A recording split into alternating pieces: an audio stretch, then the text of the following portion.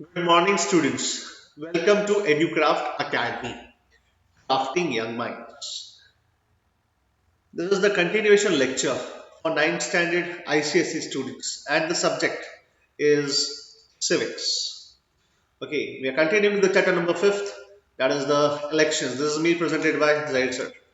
In the last class, we have seen about the role or we can say the work of the election commission. भाई election commission क्या काम करता है, उसका composition क्या है और उसके फंक्शंस क्या है, राइट। और ये सारी चीजें समझा दिया है। अब नेक्स्ट जो है वो है इलेक्शन कैंपेन। नेक्स्ट हमें पढ़ना है वो है इलेक्शन कैंपेन। अब ये इलेक्शन कैंपेन क्या है? Is my voice audible to you guys?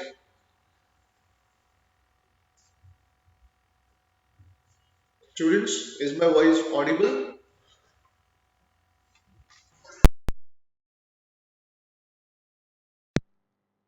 चलिए, सो इलेक्शन कैंपेन, ठीक है। इलेक्शन कैंपेन के बारे में हमें थोड़ा बहुत जानकारी लेनी है यहाँ से। ये एक नया है, नया टॉपिक आपके बुक में इंक्लूडेड है। जिनके पास पुरानी बुक्स होगी उनके पास ये टॉपिक नहीं होगा, उनके टेक्स्ट बुक में ये टॉपिक नहीं रहेगा, ठीक है। Election campaign, right. तो कैंपेनिंग करना है, क्या होता है इलेक्शन कैंपेन? आपको पता है क्या होता है कि सारी पॉलिटिकल पार्टीज जो है, ठीक है, जितने भी पॉलिटिकल पार्टीज है वो क्या करती है? कैंपेनिंग करती है। कैंपेनिंग का मतलब एक तरीके से मीटिंग्स या रैलीज, ठीक है। रैलीज है, मीटिंग है, जिसको हम सभा कहते हैं, राइट। तो ये सब चीज़ें पॉलिटिकल पार्टीज करती है, ओके। और पॉलिटिकल पार्टीज फिर अपने बारे में बताती है, मतलब in short they try to attract the voters, okay. जो उनके वोटर्स है, राइट, उनको अट्रैक्ट करने के लिए ये सब सभाएं या रैलीज या फिर लेट अस से कि जो भी है भाषणबाजी या जो भी है वो सारी चीज़ें करते हैं, ठीक है। अब पढ़ते हैं क्या लिखा है। लिखा है an election is a campaign organised over 2 weeks, ठीक है, between the date of announcement या announcement of the final list of candidates and the date of polling, ठीक है। मतलब क्या है एक तरीके से, मतलब कहेंगे कि जैसे ही कैंडिडेट्स का नाम एक्सेप्ट हो जाता है और जिस दिन पोलिंग होता है, पोलिंग का मतलब जिस दिन वोटिंग का डे होता है, ठीक है, बस उसी के बीच में तकरीबन 1-2 हफ्ते, 3 हफ्ते ये क्या करते हैं, ये लोग कहेंगे कैंपेनिंग करते हैं, कैंपेन करते हैं। During this period the candidates contact their voters, क्या लिखा है, द कैंडिडेट क्या करते हैं, दे कॉन्टैक्ट देयर वोटर्स, ठीक है। कॉन्टैक्ट मतलब व्हाट्सएप नहीं करते, ओके। कॉन्टैक्ट देयर वोटर्स का मतलब क्या है भाई, मीटिंग्स एड्रेस करना है या फिर कहेंगे सभा बुलानी है, रैलीज करनी है वगैरह वगैरह। तो ये सारी चीजें यहां पर होती है। Political leaders address the meetings and parties mobilize their supporters, ठीक है ना। ये अपने आप में एक बहुत बहुत बहुत ही ज़्यादा कहेंगे कि अ, बड़ा काम होता है एक तरीके से, ठीक है। और जनरली क्या होता है कि आपको पता ही होगा, न्यूज़ में आपने देखा होगा, जैसे मैं बार बार इसी इलेक्शन का नाम लेता हूँ क्योंकि ये अभी रिसेंटली गया है, हार्डली 1 या 2 महीने ही हुए इसको, और आप लोग सब अवेयर है इसके बारे में। तो बिहार इलेक्शंस में आपने देखा था कि किस तरीके से सारे के सारे जो कैंडिडेट्स हैं, खास करके जो चीफ मिनिस्टर के लिए जो दावेदार थे, ठीक है, जिसमें से एक थे शायद लालू प्रसाद यादव के ही बेटे, जिनका नाम था तेजस्वी यादव, राइट। आपने देखा होगा, इनको देखा होगा। फिर दूसरे जो है, जो अभी कहेंगे कि बिहार के चीफ मिनिस्टर हैं नीतीश कुमार, ठीक है, जेडीयू और आरजेडी, ये आरजेडी से बिलोंग करते हैं और ये जेडीयू से बिलोंग करते हैं, जदयू कहते हैं इसको, और इसको राजद कहते हैं, ठीक है। सो ये लोग क्या करते थे, ये लोग सारी मीटिंग्स करते थे, मतलब सभाएं बुलाते थे, अपने सपोर्टर्स को बोलते थे कि जाकर सारे पब्लिक को गैदर करो। और देखा जा रहा था, मतलब मैं भी ये अटकलें लगाने सीख गया था कि भाई ये भाई साहब के कहेंगे कि ये भाई साहब is going to be the next chief minister of Bihar. लेकिन अनफॉर्चुनेटली मैं रॉन्ग था। यहाँ पर गठबंधन की सरकार बनाई नीतीश कुमार ने with the help of BJP, right, ठीक है। तो ये तो चलो ठीक है, जो न्यूज़ में आप देखते हैं वो सब मैं चीज़ आपको बता रहा हूँ यहाँ पर। तो यहाँ पर क्या है, the political leaders they address the meetings and parties mobilise their supporters during this period the media covers the election campaigns. Yes, media क्या करती है? इलेक्शन कैंपेन्स को कवर करती है। आप जो न्यूज देखते हैं, ठीक है, उसमें क्या होता है कि सारे के सारे इलेक्शन कैंपेन्स है। कुछ लोग तो कैंडिडेट्स के कहेंगे कि इंटरव्यूज लेते हैं, राइट, ठीक है, और वो कैंडिडेट्स क्या करते हैं? वो कैंडिडेट्स अपना चुनाव प्रचार करते हैं एक तरीके से, ठीक है। आपने ये नाम सुना होगा मैनिफेस्टो। ये मैनिफेस्टो क्या होता है? राइट, ये मैनिफेस्टो क्या होता है पता है आपको? मतलब जो पॉलिटिकल वर्कर्स या पॉलिटिकल कैंडिडेट्स जो है, जो अचीव करने वाले हैं, अगर उनको मौका मिलता है चीफ मिनिस्टर बनने का या लेटर से कोई बड़ी पार्टी फॉर्म करने का गवर्नमेंट, तो वो अपना मैनिफेस्टो निकालती है और मैनिफेस्टो में कुछ पॉइंट्स होते हैं जो इनको अचीव करने होते हैं। तो जनरली जनता को ये मैनिफेस्टो से फेमिलियर करवाते हैं, ठीक है, और बताते हैं कि भाई हम लोग इतना रोजगार, 2 करोड़ रोजगार देंगे, हम लोग 9 लाख 8 लाख रोजगार देंगे, राइट, 15 लाख देंगे या जो भी है, ठीक है। तो ये मैनिफेस्टोज में आता है और ये मैनिफेस्टोज ये लोग बताते हैं। तो यहां पर क्या है? Media covers election campaigns, related news, views, reviews and debates. तो आप लोग देखते होंगे आजकल ये नाम सुना है प्राइम टाइम, है ना, राइट, जो रात को 9 बजे आता है 9 PM पे। तो प्राइम टाइम शो में आप देखते हैं कि जो भी पॉलिटिकल पार्टीज के सपोर्टर्स होते हैं, जो प्रवक्ता होते हैं, राइट, जो रिप्रेजेंटेटिव होते हैं, ये प्राइम टाइम्स पे बैठते हैं और एकदम बढ़िया वाला एंटरटेनिंग डिबेट करते हैं, है ना, राइट। तो ये डिबेट्स वगैरह करते हैं, रिव्यूज लेते हैं या व्यूज या न्यूज जो भी है, ठीक है, वो सारा के सारा हमारा मीडिया कवर करता है। फिर उसके बाद क्या लिखा है? लिखा है during the campaign parties try to form and mould public opinion on big issues, है ना। तो देखो, जो भी इश्यूज है, जो भी करंट सिनेरियो में जो हम लोग फेस करते हैं इश्यूज, तो ये पार्टीज क्या करती है? ये पार्टीज इन कैंपेन्स में इन इश्यूज को कवर करने की कोशिश करती है। क्या बोलती है? हम लोग स्कूल्स बनवाएंगे, राइट, हम लोग कहेंगे कि अच्छे रोड बना देंगे, अच्छी सुविधा देंगे, 5G टावर लगवाएंगे या एक्सेट्रा एक्सेट्रा जो भी है, ताकि पब्लिक ओपिनियन, पब्लिक को यहां पर अट्रैक्ट किया जाए, उनका जो ओपिनियन है उसको मोल्ड किया जाए। मोल्ड करना मतलब एक तरीके से शेप देना, ठीक है, राइट, शेप देकर उनको अपने तरीके का आइडियोलॉजी फॉलो करवाना, इसको हम कहते हैं मोल्डिंग पब्लिक ओपिनियन। तो यही करते हैं। अब देखो एग्जाम्पल क्या दिखा है। For example, Congress party led by late Indira Gandhi gave the slogan गरीबी हटाओ, है ना, ठीक है, रिमूव पोवर्टी। ऐसा कोई और स्लोगन है आपको याद है जो ये पॉलिटिकल पार्टीज देती है? पॉलिटिकल पार्टीज ऐसे कोई स्लोगन देती है, याद है ऐसा कुछ? गरीबी हटाओ, और कोई बताओ जरा गाइस, कमेंट करके बता सकते हैं आप लोग, याद है ऐसा कोई? Students, come on. ऐसे इलेक्शन कैंपेनिंग में स्लोगन्स होते हैं, बताइए। नो, बात कर रहे हो यार धर्म, कम ऑन, मैं बताऊं?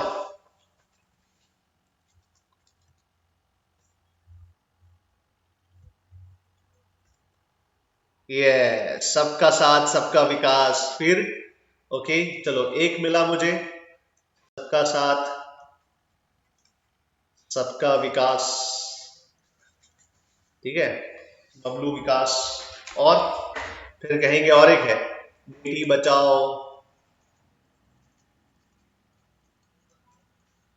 बेटी पढ़ाओ, याद आया कुछ? सॉरी, पढ़ाओ हो गया ये तो, पढ़ाओ, है ना। और कोई? जय जवान जय किसान जय विज्ञान। अच्छा चलो ठीक है, जय जवान जय किसान जय विज्ञान। यस, अभी किसान से याद आया, 23 दिसंबर को ही नेशनल किसान डे, नेशनल फार्मर्स डे गया। चौधरी चरण सिंह जो हमारे प्राइम मिनिस्टर थे, ठीक है, उनका एनिवर्सरी था, चौधरी चरण सिंह, राइट, ठीक है। और कोई? ऐसे बहुत सारे आपने सुने होंगे, अब की बार मोदी सरकार, अब की बार किसान की सरकार, right. So this are what, this are the slogans, ठीक है। जैसे रिमूव पॉवर्टी, गरीबी हटाओ in general elections, the Lok Sabha in 1971. Save democracy was the slogan by Janata party, ठीक है, इन 1977। ये सारी चीजें क्या है? ये सारी चीजें जो है, ये हमारे पॉलिटिकल पार्टीज क्या करती है, एक मैनिफेस्टोज में देती है, ठीक है। I hope it is clear to you now. अब देखते हैं नेक्स्ट क्या लिखा है। लिखा है लॉज रेगुलेट कैंपेन लॉज क्या होते हैं कि जनरल कुछ लॉज बनाए जाते हैं, जैसे अभी कोविड को देखकर कुछ लॉज बनाए गए थे, है ना, कि भाई इकट्ठा नहीं होना है वगैरह वगैरह, जो हमारे इलेक्शन कमीशन ने ये लॉज जो है इसको डायरेक्ट किया था। लेकिन आपको पता ही है कि सारे के सारे जो लॉज बनाए थे उनकी धज्जियां उड़ गई थी बिहार इलेक्शंस में। ठीक है, राइट, कि भाई जो फिजिकल डिस्टेंसिंग है, I don't know, physical distancing जो है इसको ठीक से मेंटेन करना है या जो भी है। तो आप देख सकते हैं कि बिहार इलेक्शंस में क्या हुआ था, इलेक्शन कमीशन ने जो भी गाइडलाइंस जो प्रोवाइड की थी कि कैंपेनिंग में, वो सब कुछ तो बर्बाद ही गया था, राइट। और हम जैसे लोग डरते हैं कि कोरोना है कोरोना है। यस, बहुत बढ़िया, अटल बिहारी वाजपेयी सुशासन दिवस, अच्छा, आज ही है, वॉज नहीं है, इज ऑन, ठीक है, 25 दिसंबर, आज ही है। चलिए अब आगे देखते हैं क्या लिखा है। Atal Bihari Vajpayee, one of my favourite prime ministers of India, just because उनका जो लहजा था जो बोलने का, no, he was a great poet. ठीक है, राइट। तो इसके लिए मैं उनकी सराहना करता हूँ, and he is one of my favourite, मतलब अभी तक का सबसे फेवरेट जो प्राइम मिनिस्टर रहा है मेरा, ठीक है, वो यही है, अटल बिहारी वाजपेयी जी, राइट। सबसे अच्छे, मतलब हालांकि इनको ज़्यादा मौका नहीं मिला, लेकिन अगर ये थोड़ा ज़्यादा अगर रहते एज अ प्राइम मिनिस्टर, एक ही टर्म या एक या 1.5 टर्म ही कंप्लीट किया इन्होंने, शायद ज़्यादा रह जाते तो अच्छा रहता। ठीक है, और उसके बाद जो सेकंड नंबर पे अगर मैं को अगर दूसरा कोई प्राइम मिनिस्टर होंगे तो वो होंगे हमारे मनमोहन सिंह साहब।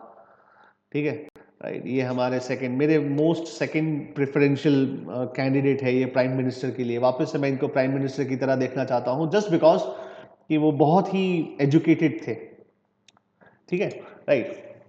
चलिए अब आगे देखते हैं क्या लिखा है। लिखा है ब्राइब और थ्रेटन दी वोटर्स, भाई ये नहीं करना है।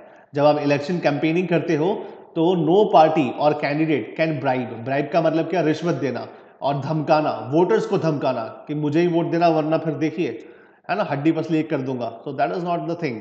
तो ये सारे लॉज है जो हमें फॉलो करने हैं या जो पार्टी कैंडिडेट्स को फॉलो करने होते हैं।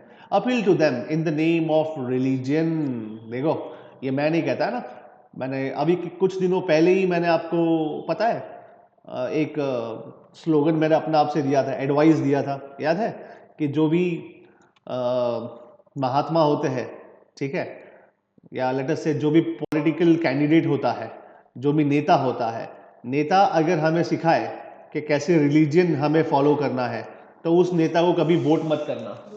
हाँ, इसमें उस नेता को कभी वोट मत करना। और जो भी संत महात्मा गुरु, ठीक है, वो हमें बताए कि किसको वोट करना है, कैसे राजनीति करना है, तो उसको कभी फॉलो मत करना, बताया था। तो देखिए यही लिखा है, appeal to them in the name of religion, right.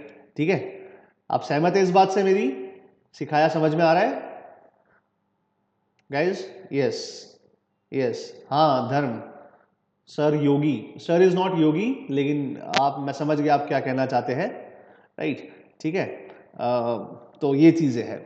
So appeal to them in the name of religion, ये तो कतई नहीं करना है। लेकिन क्या करते हैं कुछ लोग, कुछ कैंडिडेट, मैं ऐसा नहीं कहता सारे कैंडिडेट्स, लेकिन मोस्ट ऑफ द कैंडिडेट्स क्या करते हैं, लोगों को रिलीजन के नाम पे ही क्या करते हैं, यूनाइट करते हैं, है ना।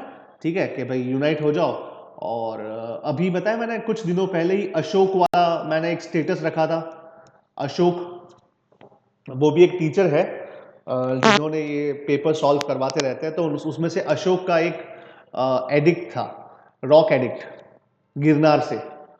अगर आपने देखा होगा मेरा स्टेटस तो शायद आपको पता चला होगा, राइट। ठीक है, तो बस उसी तरीके से, मैं ज़्यादा नहीं कहूँगा क्योंकि जब भी मैं, है ना, कुछ भी कहेंगे कि बात लिखा है कि use government resources for election campaign, ये तो अभी अभी फिलहाल बिहार इलेक्शन में बहुत ही ज़्यादा देखा गया था। बिहार इलेक्शंस में क्या होता है कि जो भी कैंडिडेट्स होते हैं ना, जो भी मतलब नेता होते हैं, बड़े बड़े नेता, ये हेलीकॉप्टर से आते हैं।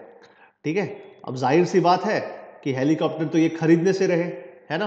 तो ये किसके होते हैं, ये होते हैं सरकार के, राइट। ये सरकारी, जो मतलब हमारा ही पैसा नहीं, सरकार का मतलब क्या होता है, हम लोग जो टैक्स पे करते हैं, राइट, ये उसी का ही है नतीजा कि आप हेलीकॉप्टर में घूम रहे हैं, आप बड़ी बड़ी आलीशान गाड़ियों में, फॉर्च्यूनर। आज सोचो मेरे जैसा गरीब टीचर फॉर्च्यूनर का एक टायर लेने का भी साहस नहीं कर सकता, राइट। और आप देख सकते हैं कि ये हमारे जो इलेक्शन में जो जीते हुए कैंडिडेट्स थे, मतलब जो मतलब नेतागण जो है, इनको सरकार क्या प्रोवाइड करती है, तो कहेंगे फॉर्च्यूनर प्रोवाइड करती है, वो भी एक नहीं, पूरा काफिला, अब ग्रुप ऑफ फॉर्च्यूनर्स। कुछ लोग तो रेंज रोवर में घूमते हैं, है ना, राइट। कुछ लोग तो BMW 7 सीरीज में घूमते हैं, ठीक है, वो भी कैसी, बुलेट प्रूफ, राइट, ठीक है। तो ये सब क्या है, ये सब मतलब एक तरीके से गवर्नमेंट रिसोर्सेस, हमें गवर्नमेंट रिसोर्सेस को यूज नहीं करना है जब हम कैंपेन करते हैं, जब हम मतलब कौन यहाँ पर, कैंडिडेट्स, जो पार्टी के कैंडिडेट्स हैं, वो लोग क्या करते हैं, मैं सिर्फ एग्जांपल दे रहा हूं, मैं यहाँ पर किसी को पॉइंट आउट नहीं कर रहा, ठीक है। मुझे पता है आपके सबके चहीते लोग हैं बहुत सारे, जैसे शाहरुख खान मेरा चहीता है, कोई भी उसके खिलाफ बोले तो मैं सहन नहीं कर सकता, ठीक है। तो वैसे ही आपके भी कुछ पॉलिटिकल लीडर्स होंगे जो आपको बहुत पसंद है, तो मैं ऐसे कोई कमेंट में फंसना नहीं चाहता, लेकिन यहाँ पर जो पॉइंट लिखा है मैं आपको वो समझाने की कोशिश कर रहा हूं कि use government resources for election campaign, तो ये नहीं करना है, यहाँ पर नॉट लगा देना है। क्यों? क्योंकि नो पार्टी और कैंडिडेट कैन यूज, ठीक है, गवर्नमेंट रिसोर्सेज और election for election campaign.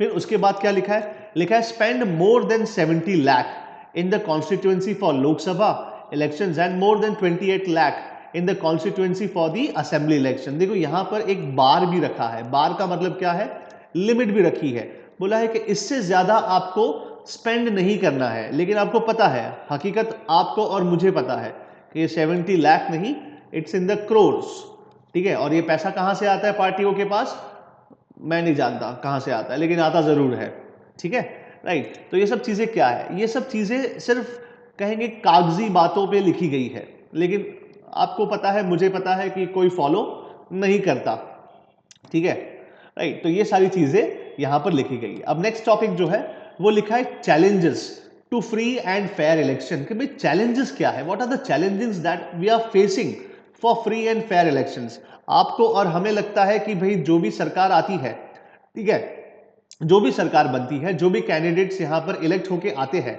Right, ये लोग एकदम फ्री और फेयर इलेक्शन से जीत के आते हैं, जो प्रोसीजर है उससे जीत के आते हैं। लेकिन आपको पता ही है कि बहुत सारे न्यूज में, मैं भी न्यूज, आप भी वही न्यूज देखते हैं जो मैं न्यूज देखता हूं, ठीक है। तो उसमें आया था कि भाई ईवीएम मशीन को हैक कर लिया गया है, भाई बटन दबाते हैं किसी को भी जाता है एक ही पार्टी को, ऐसा कुछ आपने सुना होगा, है ना, सुना है ऐसा कुछ गाइस, सुना है, यस और नो? ईवीएम हैकिंग वाला, यस, ईवीएम, ईवीएम का फुल फॉर्म क्या है भाई, ईवीएम का इलेक्ट्रॉनिक वोटिंग मशीन, है ना, ऐसा कुछ है ना भाई, ठीक है, राइट। वीवीपैट भी होता है, फिर सरकार कुछ नया लाई, बोले वीवीपैट लाते हैं। वीवीपैट में क्या होता है, आप बटन दबाते हैं तो साथ ही में जो पर्ची निकलता है ना, जैसे आपने देखा होगा, आप कोई कार्ड स्वाइप करते हैं तो ऐसा मशीन में से पर्ची निकलता है, बिल निकलता है ना, तो वैसा ही वीवीपैट मशीन है। आप बटन जिसको दबाते हैं तो आपके सामने ही एक स्लिप निकलता है, एक पर्ची निकलता है, जहां पर आपने जिसको वोट दिया है वो वोट वहां पे आपको दिखता है, और वो वोट वो पर्ची जो है वो एक बॉक्स में जाके गिर जाती है। देखा होगा आपने ये चीज, देखा है ना, उसको वीवीपैट मशीन कहते हैं, वीवीपैट कहते हैं। एक नया उन्होंने ईवीएम के साथ, बोले ईवीएम के साथ घोटाला नहीं हुआ है, इसको देखने के लिए हमने क्या लगाया है, वीवीपैट मशीन लगाया है। इसमें क्या होता है, इसमें बस वही आपने जिसको वोट दिया है उसके नाम का पर्ची निकल के एक बॉक्स में गिर जाता है, ठीक है। तो ये क्या है, एक तरीके से फ्री और फेयर, ज्यादा ट्रांसपेरेंसी रखने के लिए, ट्रांसपेरेंट वोटिंग हो, ठीक है, उसके लिए ये रखा गया है। चलिए अब देखते हैं क्या लिखा है, लिखा है the elections in India are basically free and fair. The party that wins an election and forms the government does so because people have chosen it over their rivals। मतलब क्या है, जो पार्टी जीत कर आई है, जो पार्टी जीत कर आई है और वो गवर्नमेंट बनाई है, ठीक है, वो क्यों बनाई है, क्योंकि majority of the people, right, majority of the people, उन्होंने क्या किया है, इस पार्टी को वोट दिया है ओवर इट्स राइवल्स। राइवल्स का मतलब कंपटीशन, इनके जो कंपटीशन है राइट, उनको छोड़कर इन्होंने इस पार्टी को वोट दिया है ताकि ये गवर्नमेंट बनाए, बस यही लिखा है। और ये फ्री और फेयर होता है, और बेसिकली कहेंगे कि एकदम ही फ्री, मतलब कोई भी तरीके का दबाव, प्रेशर, ऐसा कुछ नहीं होता, ठीक है। अ फ्यू कैंडिडेट्स में win purely on the basis of money, power and unfair means, but the overall verdict of a general election still reflects popular preference. There are very few exceptions to this rule in our country. This is what makes Indian elections democratic. ठीक है, तो क्या है, एक तरीके से हो सकता है कि सामने वाले जो राइवल्स होते हैं वो लोग इल्जाम लगाए कि भाई ईवीएम हैक हो चुका है, राइट, ये ईवीएम भाई बटन किसी को भी दबाओ एक ही पार्टी को वोट मिलता है, ऐसा कुछ हो सकता है। लेकिन क्या है कि भाई थोड़े गिने चुने हो सकता है कि अनफेयर मीन्स से या पैसों के दम पर जीत कर आ गए हो, राइट, लेकिन ऐसा एक्सेप्शन ही है, राइट। और यही चीज हमारे इंडियन इलेक्शंस को डेमोक्रेटिक बनाता है, बहुत ही ज्यादा डेमोक्रेटिक बनाता है। अब देखो क्या लिखा है, लिखा है yet the picture looks different if we ask deeper questions, are people's preferences based on real knowledge. क्या लोगों का जो प्रेफरेंस है ना, प्रेफरेंस का मतलब क्या, चॉइस, क्या लोगों का चॉइस है, क्या वो रियल नॉलेज पे है या अक्कड़ बक्कड़ बम्बे बो 80-90 पूरे 100 पे है, ठीक है, राइट, वो भी देखना है। फिर क्या लिखा है, are the voters getting a real choice, yes, ये भी है। आप सोचो कि आप किसी रेस्टोरेंट में गए, ठीक है, restaurant, this is a new word, restaurant नहीं होता, रेस्टोरेंट होता है, ओके। आप किसी रेस्टोरेंट में गए और रेस्टोरेंट में आपको जो खाना था, ठीक है, वो मेन्यू में था ही नहीं, फिर आपको क्या करना पड़ता है, अब आ तो गए हैं तो चलो ठीक है फ्राइड राइस ही मंगवा लेते हैं, फॉर एन एग्जाम्पल। तो वैसा ही जब मैं वोटिंग करने जाता हूं और मैं चाहता हूं कि ऐसा कोई कैंडिडेट मुझे मिले जो ये ईवीएम मशीन पे जिसका मेन्यू हो, लेकिन ऐसा कोई कैंडिडेट तो होता ही नहीं है, तो मैं क्या करता हूं, फिर आलू की सब्जी को वोट करके आ जाता हूं कि आलू की सब्जी, कुछ नहीं तो आलू की सब्जी, राइट, ऐसा।